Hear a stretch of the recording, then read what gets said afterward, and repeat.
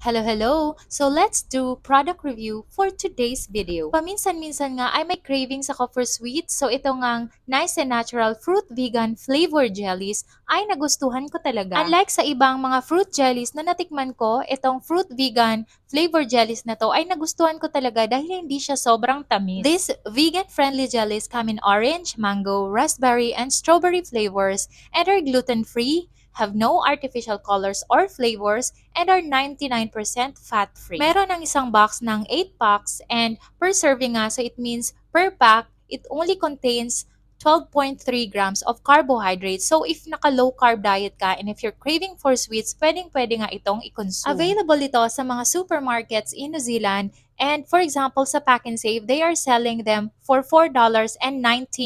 Sa sobrang sarap ay naubos na nga namin yung laman ng isang box and majority nga ay ako yung nakakain.